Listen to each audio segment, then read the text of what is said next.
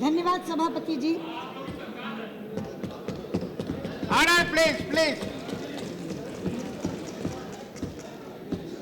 सभापति जी, बहुत पीड़ा के साथ मैं आज उत्तराखंड त्रासदी पर बोलने के लिए खड़ी हुई।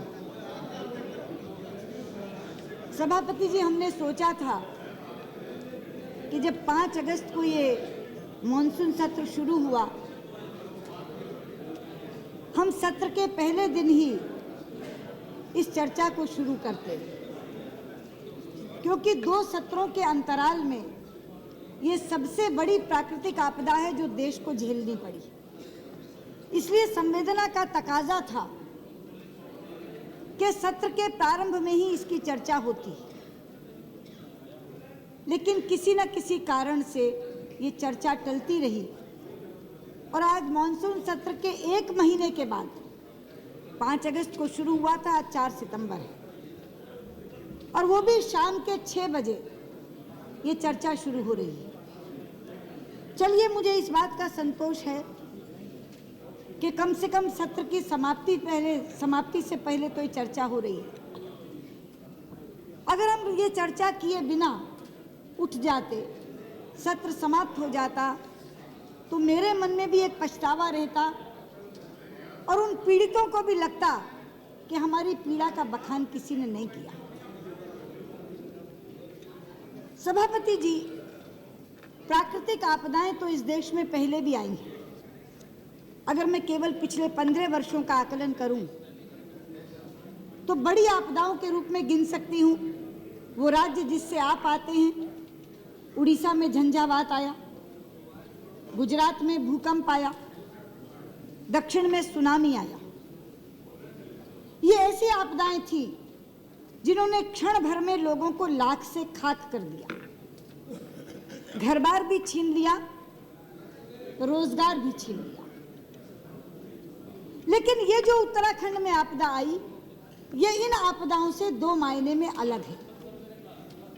एक तो इस मायने में अलग है कि उड़ीसा, गुजरात के दक्षिण का सुनामी, इनका भौगोलिक व्याप सीमित था। ये एक राज्य तक सीमित थी झंझावात और भूकंप। सुनामी दक्षिण के 3-4 राज्यों को प्रभावित कर रहा था, लेकिन उत्तराखंड की इस आपदा का व्याप पूरे देश में फैला। पूरे देश के लगभग सभी राज्यों के लोग इसमें प्रभावित हुए। ये पहला अंतर है। और दूसरा बड़ा अंतर है सभापति जी कि इस आपदा में हमने पराकाष्ठाएं देखी। कौन कौन सी पराकाष्ठा देखी? अगर एक तरफ प्रकृति के प्रकोप की पराकाष्ठा दिखी, तो दूसरी तरफ लोगों की लाचारी की भी पराकाष्ठा दिखी। अगर एक तरफ सेना और अर्धसैनिक बलों के शौर्य की पराकाष्ठा दिखी, तो दूसरी तरफ एयरफोर्स के पायलटों के धैर्य की भी पराकाष्ठा दिखी। अगर एक तरफ राज्य सरकार की अकर्मण्यता की पराकाष्ठा दिखी, तो दूसरी तरफ लुटेरों की संवेदनहीनता की भी पराकाष्ठा दिखी। और इन पराकाष्ठाओं के कारण ये त्रासदी न भूतो न भविष्यति की श्रेणी में आकर खड़ी हो गई।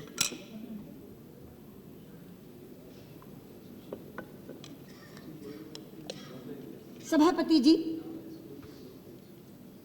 कुछ दिन के बाद जब ये सत्र शुरू हुआ, रक्षा मंत्री जी ने एक वक्तव्य राहत और पुनर्वास से संबंधित इस सदन में रखा था। मैं कहना चाहती हूं, आज गृह मंत्री यहाँ बैठे हैं। गृह मंत्री तब अस्वस्थ थे, वो नहीं आ सके थे।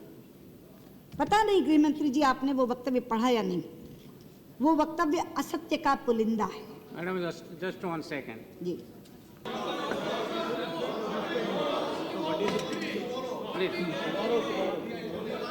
Please sit down, please sit. अध्यक्ष, सभापति जी, इस चर्चा को पहले कर लें, इसे स्कटल ना करें, उसके बाद देखेंगे जो हाउस का मूड होगा उस तरीके से। Next, after this discussion is over, next item will come. उस समय पूछ लीजिए।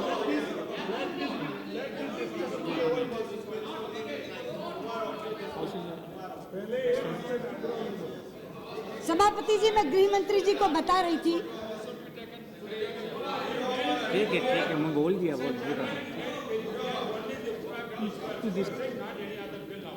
आप sit down please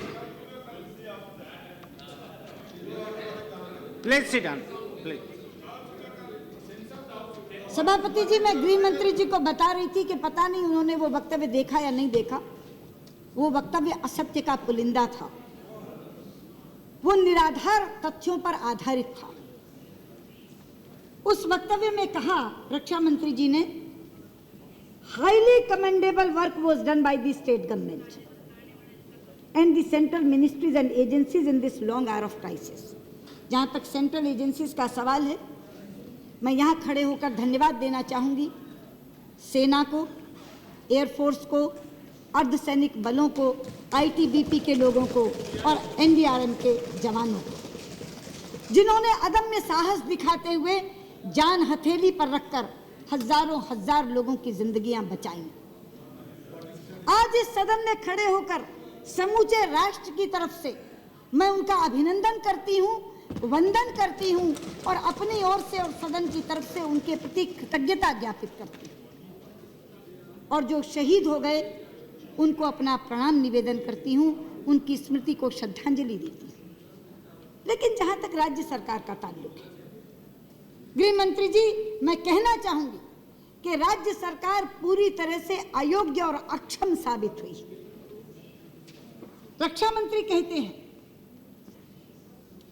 the state government immediately initiated necessary steps for rescue and relief as the first responder, और सच्चाई ये है कि 16 तारीख की सुबह ये आपदा आई, 18 तारीख की रात तक ना राज्य सरकार को इसकी गंभीरता का पता था, ना केंद्र सरकार को इसकी गंभीरता का पता था, ना मीडिया को इसकी गंभीरता का पता था, ना देश को इसकी गंभीरता का पता था। सभापति जी, 18 तारीख की रात को उत्तराखंड के नेता प्रतिपक्ष श्री अजय भट्ट का मुझे फोन आया। उन्होंने मुझे कहा कि दीदी ये केदार घाटी पूरी की पूरी बह गई है। मैंने कहा क्या? उसने कहा केदार घाटी पूरी की पूरी बह गई है, सारे होटल, सारी धर्मशालाएं, सारी दुकानें बह गई हैं। उन्होंने कहा कि 5000 खच्चर और खच्चरों के हैंडलर सब बह गए हैं, लेकिन अभी कोई राहत कार्य शुरू नहीं हुआ है। तो मैंने कहा तुम फोन रखो, मैं अभी गृह मंत्री जी से बात करती हूँ। शिंदे जी बैठे हैं यहाँ। मैंने उनका फोन बंद किया और शिंदे जी को फोन लगाया और मैंने कहा कि उत्तराखंड के नेता प्रतिपक्ष का मुझे फोन आया और उन्होंने मुझे ये बात बताई है। तो शिंदे जी ने कहा कि नहीं, मैं उत्तराखंड के मुख्यमंत्री और हिमाचल के मुख्यमंत्री दोनों के संपर्क में हूँ, इतना ज़्यादा भीषण कुछ नहीं है, 10-12 लोगों की मौत हुई है। और मैंने अभी सेना के आज 12 हेलीकॉप्टर मंगा लिए हैं, 12 कल मंगा लूँगा। यही कहा था ना शिंदे जी, आप हूबहू जो बात आपने कही थी वर्बेटिम शब्द से मैंने यहाँ रखी है। मैंने कहा नहीं, ऐसा नहीं है, आपको पूरी जानकारी नहीं दी गई है, मामला इससे कहीं बड़ा है और केवल 12 हेलीकॉप्टरों से काम नहीं चलेगा, ये सैकड़ों हेलीकॉप्टर का काम है। आप सेना को बुलाइए, केवल सेना के हेलीकॉप्टर नहीं। इन्होंने कहा मैं कुछ करता हूँ। मैंने उसी समय ट्वीट किया SOS फ्रॉम उत्तराखंड और उसमें ये सारी बातें लिखी कि हजारों लोग मर गए हैं। मेरी अभी गृह मंत्री जी से बात हुई है, उन्होंने मुझे आश्वस्त किया है कि वो इस बारे में पूरा काम करेंगे। मुझे अगले दिन लंदन जाना था, 2 बजे की मेरी फ्लाइट बुक थी एयर इंडिया से। सबसे पहले मैंने वो फ्लाइट रद्द की, अपनी यात्रा रद्द की। मैंने अजय भट्ट को फोन किया और कहा कि मेरी शिंदे जी से बात हो गई है और कल से कुछ शुरू होगा। और मैं कहना चाहती हूँ कि रक्षा मंत्री जिसको फर्स्ट रिस्पॉन्डर कह रहे हैं, स्टेट गवर्नमेंट को 18 तारीख को पहला हेलीकॉप्टर सेना का उड़ा था, लेकिन 19 तारीख को आपने विधिवत बचाव कार्य शुरू किया, जबकि घटना 16 तारीख सुबह 7 बजे की थी। अगर इमीडिएटली का मतलब 7 घंटे से ज्यादा होता है तो मुझे कुछ नहीं कहना। इमीडिएटली की हिंदी है तत्काल, तुरंत। लेकिन मैं आज यहाँ जिम्मेदारी से खड़े होकर कह रही हूँ कि 18 तारीख को सेना का पहला हेलीकॉप्टर उड़ा और 19 तारीख से विधिवत बचाव कार्य शुरू हुआ। लेकिन आप हैरान होंगे, जिस राज्य सरकार की पीठ थपथपा रहे थे रक्षा मंत्री जी, सभापति जी 29 दिन के बाद 15 जून को 29 दिन के बाद उन्होंने उन 4 जगहों पर अतिरिक्त जिलाधिकारी लगाए जो आपदाग्रस्त थे। ये मेरे पास शासनादेश की प्रतियां हैं। 15 जून को श्री सचिन कुर्वे को गुप्त काशी से केदारनाथ क्षेत्र का प्रभारी अधिकारी, श्रीधर बाबू अद्दांकी को भटवाड़ी, हर्षिल और गंगोत्री क्षेत्र का प्रभारी अधिकारी, डॉक्टर वी षणमुगम को गोचर से थराली ग्वालदम क्षेत्र का प्रभारी अधिकारी और डॉक्टर दीपक रावत को मुन्यारी एवं धारचूला क्षेत्र का प्रभारी अधिकारी। ये चारों शासनादेश 15 जून के मेरे पास हैं। अगर आप अनुमति देंगे या चाहेंगे तो सभा पटल पर रख दूंगी। 29 दिन के बाद चारों जगह पर अतिरिक्त जिलाधिकारी लगाए गए। ये राज्य सरकार का रिस्पॉन्स है। और सभापति जी 40 दिन के बाद इन क्षेत्रों को आपदाग्रस्त क्षेत्र घोषित किया गया। 29 दिन के बाद अधिकारी लगे, 40 दिन के बाद उनको आपदाग्रस्त क्षेत्र घोषित किया गया और 30 दिन तक शव नहीं निकाले गए।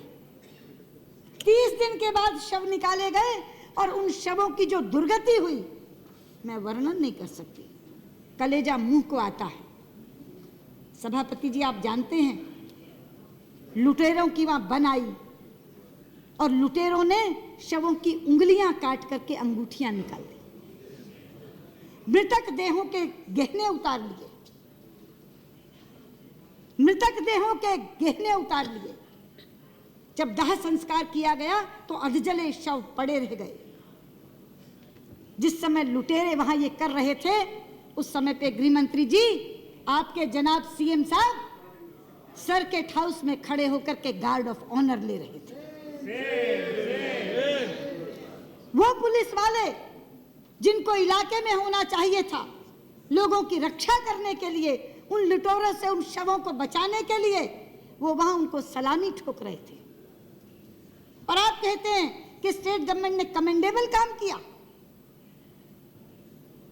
रक्षा मंत्री जी कहते हैं कम्युनिकेशन सिस्टम हमने तुरंत बहाल कर दिया था। मैं कहना चाहती हूं अगर कम्युनिकेशन सिस्टम आपने तुरंत बहाल कर दिया होता तो परिजन इतने बेबस और असहाय नहीं होते।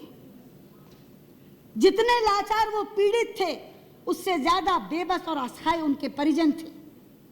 अगर आपका कम्युनिकेशन सिस्टम बहाल हो जाता तो लोग फोन कर सकते थे, एक फोन करके घर के लोगों को बता सकते थे फिक्र मत करना, हम फंसे जरूर हुए हैं मगर जिंदा हैं। लेकिन कोई कम्युनिकेशन नहीं था, कोई फोन नहीं चल रहा था, वो किसी से बात नहीं कर पा रहे थे, बल्कि परिजनों को गलत खबरें दी जा रही थी। बहुत लोगों को ये कह दिया गया कि तुम्हारे लोग फलां हेलीकॉप्टर से आ रहे हैं। वो अपने अपने घरों से देहरादून के हेलीपैड पर पहुंच गए। एक हेलीकॉप्टर उतरता तो देखते, दूसरा उतरता तो देखते, तीसरा उतरता तो देखते, और 4-4, 5-5 हेलीकॉप्टर उतरने के बाद जब उनको परिजन नहीं मिले तो कहा गलत खबर चली गई थी, गलत सूचना दे दी गई थी। आप कहते हैं आपके रक्षा मंत्री essential supplies like food, drinking water, medicines, kerosene oil, blankets, etc. were continuously provided by air dropping as well as land routes. मैं आपको कहना चाहती हूँ जेसीबी थी मगर डीजल नहीं था। गृह मंत्री जी बद्रीनाथ मंदिर समिति में रसद थी, वो खाना देना चाहते थे, गैस नहीं थी, गैस खत्म हो गई तो हमने कहा केरोसिन भेज दो। 2 दिन तक केरोसिन नहीं जा सका था। आप कौन सी इसेंशियल सप्लाईज की बात कर रहे हैं? लोगों ने यहां से ट्रक के ट्रक भर के भेजे, लेकिन हेलीपैड पर सामग्री पड़ी रही, लोगों तक नहीं पहुंचाई जा सकी।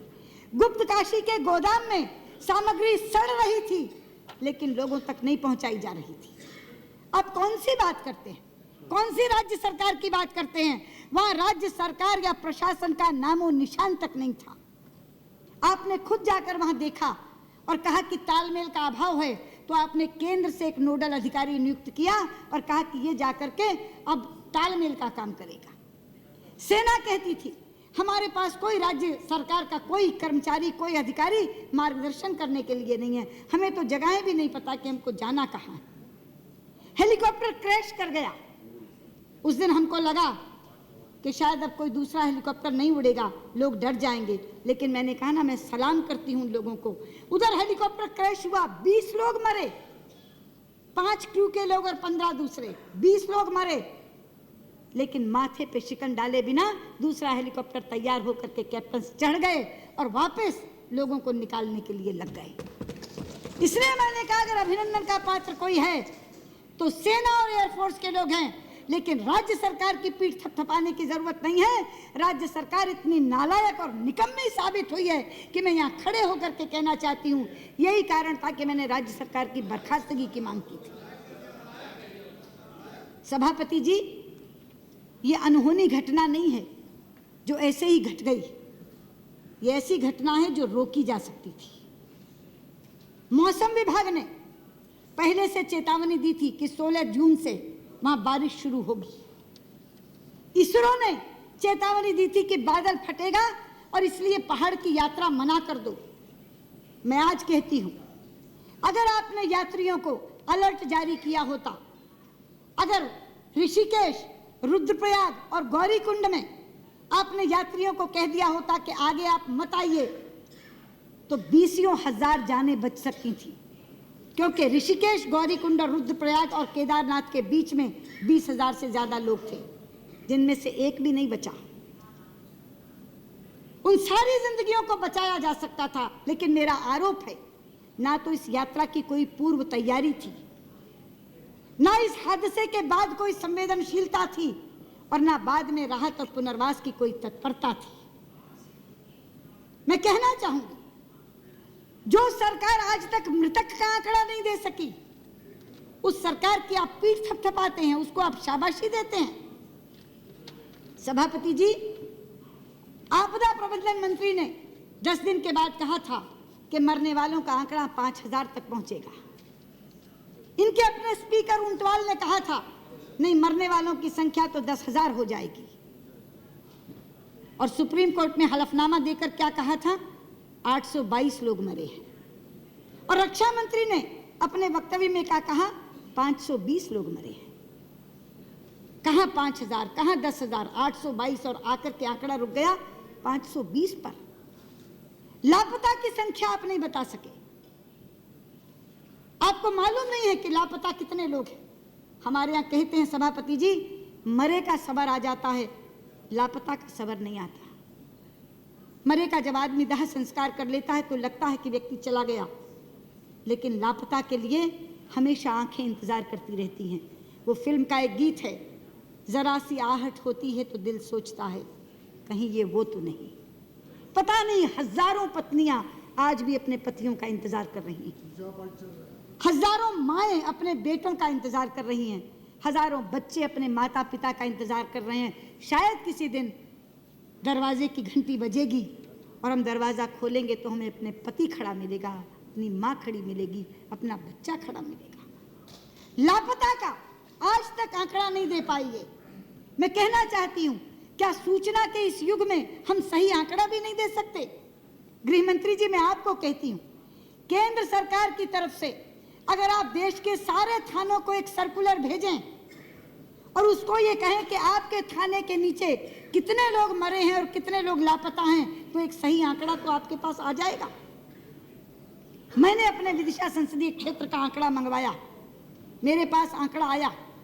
मेरे विदिशा जिले के 23 लोग मरे हैं, मेरे रायसेन जिले के 10 लोग, और मेरे बुधनी में नसरुल्लागंज में 23 लोग मरे हैं, लापता हैं।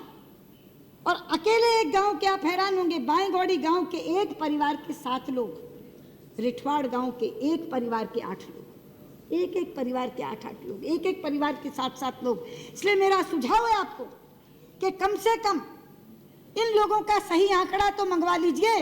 आप राहत और पुनर्वास कैसे करेंगे? आप यहाँ बैठे घोषणाएं कर रहे हैं कि हम 3.5 लाख रुपया उनको देंगे, मगर देंगे कैसे जब आपके पास पता नहीं होगा। मैं पुनः दोहराती हूँ अपने सुझाव को, केंद्र की तरफ से एक सर्कुलर सारे थानों को भेजिए और उन थानों से लापता और मृतकों की संख्या मंगवाइए, ताकि एक सही आंकड़ा आप लोगों के सामने रख सकें। 520 से लेकर के और 10,000 तक का आंकड़ा आपस में कहीं कोई मेल नहीं खाता। सभापति जी, इसके साथ एक और प्रश्न खड़ा हुआ है विकास वर्सेस विनाश का। उत्तराखंड में विकास के नाम पर जो होड़ लगी, प्रकृति से छेड़छाड़ करने की, पर्यावरण को प्रदूषित करने की, नदियों पर बांध बनाने की, ये उसका नतीजा है। हम किसके लिए विकास कर रहे हैं? हम अरबों खरबों रुपया खर्च करके विकास करते जाते हैं। प्रकृति एक दिन क्रोधित होती है और ऐसी विनाश लीला करती है कि सब कुछ तबाह कर जाती है। कब आंखें खुलेंगी हमारी? क्या इस त्रासदी के बाद भी नहीं? क्या इस आपदा के बाद भी नहीं? वहां एक धारी देवी का मंदिर है, उत्तराखंड की रक्षक कहा जाता है उनको। उत्तराखंड की रक्षक देवी धारी देवी, उन धारी देवी के ऊपर भी एक विद्युत परियोजना चल रही है जिसमें धारी देवी को जलमग्न करने की योजना थी। हमारी पार्टी की नेत्री उमा भारती एड़ी चोटी का जोर लगा रही थी उस धारी देवी को बचाने के लिए। एक एक के घर जाती थी। आडवाणी जी के नेतृत्व में प्रतिनिधिमंडल लेकर के, मुझे साथ लेकर के प्रधानमंत्री जी के पास गई थी। पर्यावरण मंत्री से सैकड़ों बार मिली थी। हमें प्रधानमंत्री जी ने आश्वस्त किया, हमें पर्यावरण मंत्री ने आश्वस्त किया, किसी भी कीमत पे धारी देवी वहां से हटाई नहीं जाएंगी। धारी देवी की मूर्ति अलग है, मगर धारी देवी वो शिला है जिस शिला को बचाने के लिए हम कह रहे थे। लेकिन सभापति जी, आप जानते हैं ये मात्र संयोग नहीं है, मैं सदन के लोगों को बताना चाहती हूँ। उधर 16 जून को धारी देवी जलमग्न हुई, उसी दिन धारी देवी जलमग्न हुई और इधर केदारनाथ में जल प्रलय आया, जो ऐसा जल प्रलय आया जो हजारों जिंदगियों को लील गया, जो एक विनाश की लीला करता हुआ चला गया। हमारे शास्त्रों में एक श्लोक है, अपूज्याम यत्र पूज्यन्ते पूज्यानां तु व्यतिक्रमा त्रीणि तत्र भविष्यन्ति दुर्भिक्षम मरणम भयम। जहाँ अपूज्य लोगों की पूजा होती है मगर पूज्यों का तिरस्कार होता है, वहाँ 3 चीजें ही घटती हैं, अकाल, मौत और भय। ये वहाँ की पूज्या उत्तराखंड की रक्षक देवी धारी देवी का तिरस्कार हुआ और तीनों चीजें आ गई। लोग भुखमरी से भी मर रहे हैं, मौत का भी तांडव हो रहा है और भय भी वहाँ व्याप्त है। इसलिए मैं कहना चाहती हूँ, ये जो विकास वर्सेस विनाश का प्रश्न है, ये आज मुंह बाए खड़ा है। वहाँ गंगा जी के ऊपर कितने बांध बन रहे हैं आप जानते हैं। योजना आयोग की चतुर्वेदी समिति ने गंगा, भागीरथी और अलकनंदा पर 70 बांधों की स्वीकृति दी है। 70 बांधों की। आज रेवती रमन जी यहाँ बैठे नहीं हैं, 2-2 बार चर्चा कराई है इस सदन में उन्होंने। हम सब सांसदों को साथ लेकर प्रधानमंत्री जी के पास जाते हैं। सभापति जी, गंगा हमारे लिए साधारण नदी नहीं है, गंगा हमारे लिए माँ है। पता नहीं आप उस दिन थे सेंट्रल हॉल में कि नहीं, मुझे आश्चर्य मिश्रित हर्ष हुआ था।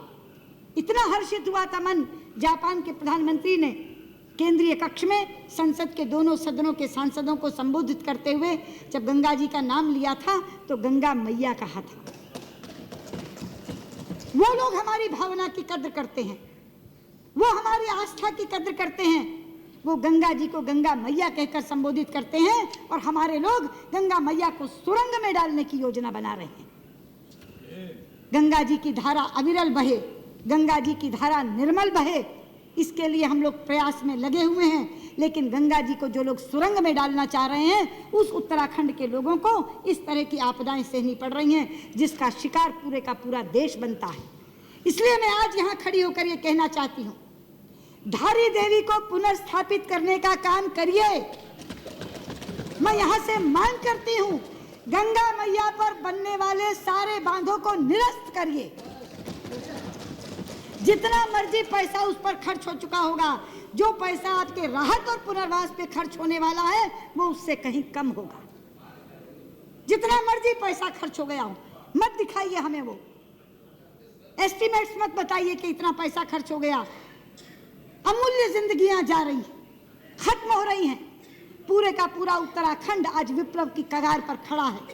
इसलिए मैं आपसे कहना चाहती हूं, गृह मंत्री जी, गंगा मैया पर बनने वाले सारे बांध निरस्त कर दीजिए, धारी देवी को पुनर्स्थापित करिए।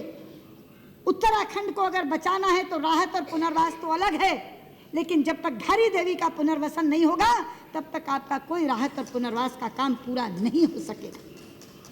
सभापति जी, जहां तक पुनर्वसन और राहत के कार्य का सवाल है, हमारी पार्टी ने एक कमेटी बनाई थी जिसमें हमारे भाई सैयद शाहनवाज हुसैन यहाँ से मेंबर थे, भगत सिंह कोश्यारी जी सांसद वहाँ से मेंबर थे और उमा भारती जी उसका नेतृत्व कर रही थी। वो तीनों वहाँ गए थे, एक एक जगह जाकर देख कर आए। जो रिपोर्ट उन्होंने मुझे दी वो बहुत आश्चर्यजनक है। मैं राहत और पुनर्वसन के कार्यों को दो भागों में विभाजित कर रही हूँ, एक तात्कालिक कार्य और एक दीर्घकालिक कार्य। मैं आपको कहना चाहती हूँ गृह मंत्री जी, चौंक जाएंगे आप कि क्या आपने दिया है और क्या वहां पहुंचा है। सभापति जी, वहां की सरकार ने गांवों को विस्थापित करके पुनर्वसन करने के लिए 8,000 करोड़ रुपया और रिकंस्ट्रक्शन के लिए 5,000 करोड़ रुपया, 13,000 करोड़ रुपया मांगा है। केंद्र सरकार ने उसके विरुद्ध 1,000 करोड़ की घोषणा की थी और उस 1,000 करोड़ के विरुद्ध 250 करोड़ रिलीज किए आपने, और वो 250 करोड़ पुरानी आपदा जो आई थी उसके बकाया थे, वो 250 उसमें एडजस्ट हो गए हैं। 0 पैसा बचा है आपदा कार्य के लिए। 1 पैसा आज उनके पास आपदा और राहत कार्य करने के लिए नहीं है। इसी तरह बॉर्डर रोड ऑर्गेनाइजेशन को, BRO को आपने 300 करोड़ रुपए रिलीज किए थे। 270 करोड़ रुपए उनके बकाया थे पिछले, वो एडजस्ट करने के बाद मात्र 30 करोड़ रुपए बचे हैं उसके पास। 30 करोड़ रुपए में आप कौन सी सड़कें बना देंगे वहां। तीसरा, खच्चर के लिए 10,000 रुपए केंद्र ने और 15,000 रुपए राज्य सरकार ने देने की घोषणा की है। खच्चर 70-80 हजार रुपए से कम में नहीं आता। आपके 15,000 लेकर वो क्या करेंगे? एक आदमी भी एक खच्चर वहां से खरीद नहीं सकेगा। चौथा, वहां का पर्यटन पूरी तरह समाप्त हो गया है सभापति जी, और पर्यटन समाप्ति में वहां के मुख्यमंत्री के बयान की बहुत बड़ी भूमिका है। आप जानते हैं वहां के मुख्यमंत्री ने क्या कहा है? उन्होंने कहा है उत्तराखंड की ओर मुंह मत करना, और अगर कोई आए तो अपने जिम्मेदारी पर आए, हम उसकी कोई सुरक्षा नहीं कर सकते। ऐसा बयान मुख्यमंत्री देते हैं। आप जानते हैं कि आज भी अभी उत्तराखंड में मसूरी, धनौल्टी, आली, रानीखेत, अल्मोड़ा, कौसानी, रामगढ़, हरिद्वार और नैनीताल ऐसे पर्यटक स्थल हैं जिस पर आपदा का कोई असर नहीं है। इसलिए अगर पर्यटकों को वहां आने दिया जाए तो उनकी अर्थव्यवस्था बहाल हो सकती है। लेकिन उत्तराखंड के मुख्यमंत्री, मैंने कहा ना, वैसे ही सुस्त मार का है। वो तो चाहते ही नहीं कि कोई आए। वो कह रहे हैं कोई मुंह मत करना उत्तराखंड की तरफ। वहां का पर्यटन पूरी तरह समाप्त हो गया। आज भी बद्रीनाथ में गृह मंत्री जी 1,000 वाहन फंसे हुए हैं जिसके विरुद्ध उन्होंने ऋण लिया हुआ। उनके लिए रोजी रोटी का संकट खड़ा है। उस ऋण की माफी की भी मैं आपसे आज अनुरोध करती हूं कि उस ऋण को भी आपको माफ करना। ये सब उस रिपोर्ट में से निकला।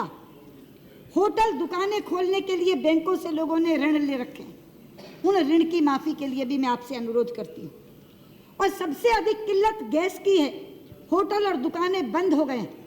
केंद्र सरकार कहती है राज्य सरकार प्रस्ताव भेजे तो हम देंगे। मैंने कहा ना, राज्य सरकार तो ऐसी सुस्त मार का है, वो प्रस्ताव ही नहीं भेज रही।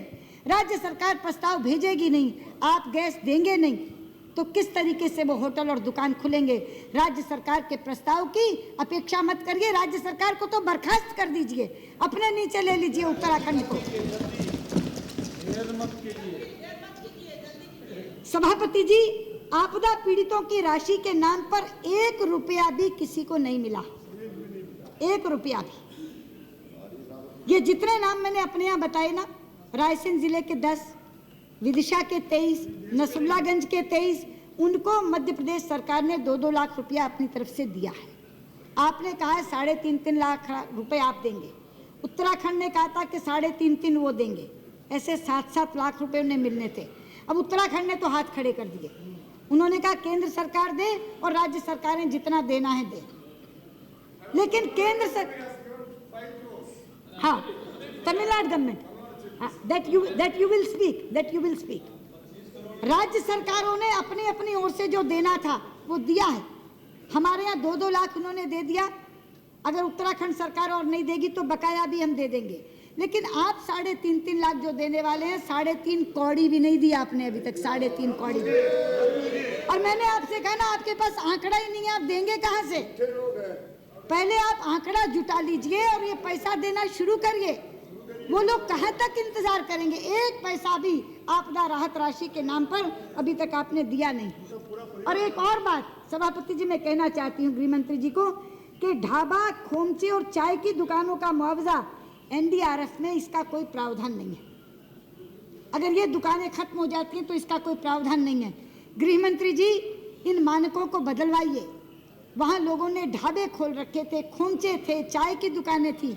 अगर ये मानक नहीं बदले जाएंगे तो 1 रुपया भी उन्हें नहीं मिलेगा। इसलिए ये मानकों को भी बदलवाइए। और 10वीं बात, 256 गांव आज भी वहाँ सड़क मार्ग से वंचित हैं, इसलिए ना खाद्यान्न पहुँच पा रहा है, ना कोई मेडिकल एड पहुँच पा रही है, ना पेयजल पहुँच पा रहा है। इन 256 गांवों की जिनकी कनेक्टिविटी खत्म हो चुकी है, वहाँ जल्दी से जल्दी सड़क मार्ग बनवा करके उनके साथ कनेक्टिविटी जोड़िए ताकि उनको खाद्यान्न और पेयजल दिया जा सके। इसके साथ मैं कुछ दीर्घकालिक उपायों की बात कर रही हूँ। गृह मंत्री जी, थोड़े पन्ने मत पलटिए, मेरी बात सुन लीजिए। नहीं, ये ज्यादा जरूरी है, ध्यान से सुनिए। नहीं, इसको बंद कर दीजिए, मेरी बात सुनिए। मैं इसलिए कह रही हूँ कि दोबारा आपदा ना आए, इसलिए कह रही हूँ। ये दीर्घकालिक जो उपाय हैं ये इसलिए हैं कि ऐसी आपदा दोबारा ना आए। उसके लिए हमको क्या करना चाहिए? एक तो पूरे उत्तराखंड की जीआईएस मैपिंग करवाइए। जीआईएस मैपिंग से आपको ये पता चल जाएगा कहाँ सड़क है, कहाँ हेलीपैड है, कहाँ हॉस्पिटल है, कहाँ स्कूल है। और ये जीआईएस मैपिंग की सीडी बनवा लीजिए जो हर अधिकारी के पास होनी चाहिए, ताकि कल को खुदा न खास्ता अगर कोई दोबारा आवश्यकता पड़ती है तो उनको ढूंढेर ना मचानी पड़े।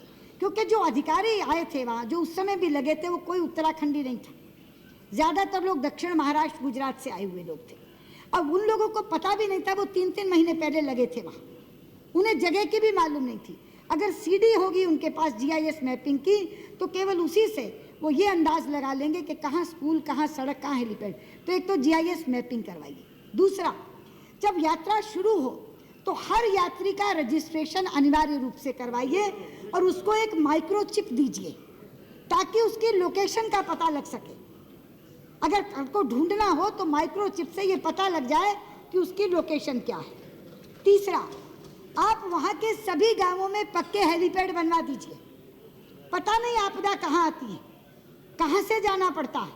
ये जो उसी के उसी समय वो लोग हेलीपैड बनाते हैं, ये जो हेलीपैड कच्चा बना था उससे ही एक पहला हेलीकॉप्टर गिरा था। ये जो क्रैश हुआ जिसमें 20 लोग मरे, उससे पहले भी एक हेलीकॉप्टर गिरा था क्योंकि हेलीपैड कच्चा था। तो सभी गांवों में पक्के हेलीपैड बनवा दीजिए। और एक, हर जिलाधिकारी के पास वहाँ सैटेलाइट फोन्स होने चाहिए।